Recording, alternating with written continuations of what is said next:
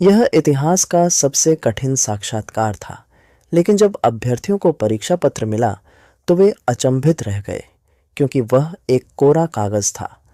सभी उम्मीदवार बहुत खुश थे, लेकिन उनकी हिम्मत नहीं हो रही थी कि वे कुछ करें। सबसे पहले उन्हें उम्मीदवारों से बात नहीं करनी थी। दूसरा, आप इस कमरे से बाहर नहीं जा सकते। तीसरा, आपको परीक्षा के प्रश्न पत्र गंदे करने की अनुमति नहीं है। अगर आप इनमें से किसी भी नियम का उल्लंघन करते हैं तो आपको तुरंत अयोग्य घोषित कर दिया जाएगा। इस इंटरव्यू के सवाल का एक ही जवाब है।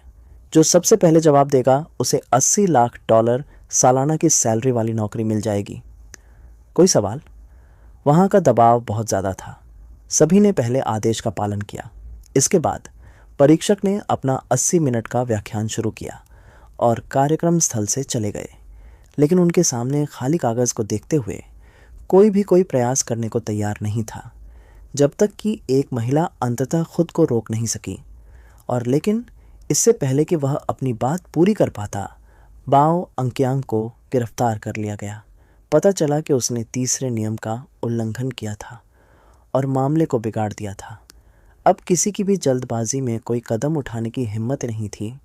लेकिन एक आदमी अचानक हंस पड़ा। उसे एहसास हुआ कि परीक्षक जिंग ने सम्मान के 3 बिंदु घोषित किए थे। वे परीक्षा कक्ष में घूमने लगे। सभी ने साहसपूर्वक उस घटना पर चर्चा भी की। कुछ लोगों ने सुझाव दिया है कि व्यक्ति को सिखाने के लिए एक विशिष्ट प्रकाश स्रोत की आवश्यकता हो सकती है। लेकिन भले ही विभिन्न प्रकाश स्रोत हों, भले ही आपको मैदान पर छिपी हुई भारतीय स्तर की बाहरी रोशनी मिल जाए, फिर भी काम नहीं हुआ। अचानक चश्मे वाली लड़की ने देखा कि दीवार पर एक और बल्ब लगा था जो जल नहीं रहा था। इसलिए मैंने सभी तेज रोशनी को नष्ट करने पर ध्यान केंद्रित करने का फैसला किया। अगले ही पल कमरा अचानक एक मंद रोशनी से जगमगा उठा। लेकिन जब सभी ने इसकी जांच की तो पाया कि वे अभी भी परीक्षा के प्रश्नों की पहचान नहीं कर पा रहे हैं। चाची ने तलवार दिखाने वाला एक तरल पदार्थ छिपा रखा था।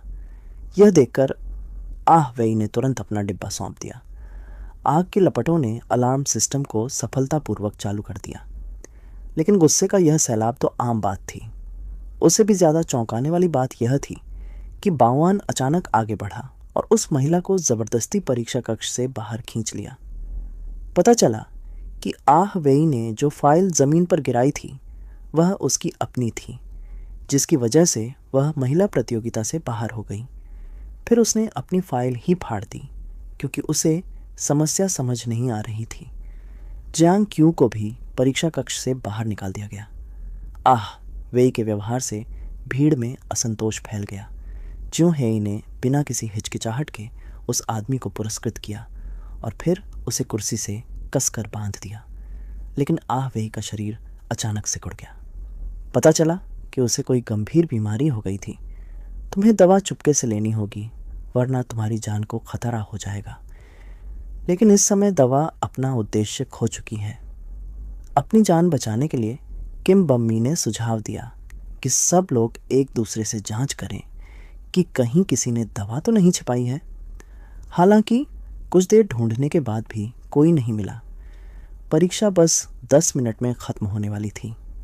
ध्यान से सुन रही लड़की ने अचानक देखा कि दाढ़ी वाला आदमी परीक्षा हॉल में दाखिल होने के बाद से ही प्रवेश द्वार पर खड़ा था। उसे शक हुआ कि शायद उसने दवा छिपा दी है, और तभी उसे अपनी मेज़ के नीचे एक घिसा पिटा डिब्बा मिला। अंदर आह वेई की जीवन रक्षक दवा का एक कटोरा था। आंखों वाली बहन ने जल्दी से आह वेई को दवा देने की कोशिश की, लेकिन हूजनान ने उसे ज़ोर से रोक दिया। लड़ाई के दौरान गोली नाली में लुढ़क गई। जाओ हेई ने हाथ बढ़ाकर उसे बाहर निकालने की कोशिश की, लेकिन फेंक्यू बहुत संकरा होने के कारण वह उस तक पहुंच ही नहीं पा रहा था। इस समय आह वेई की हालत बद से बदतर होती जा रही थी, यहाँ तक कि खून भी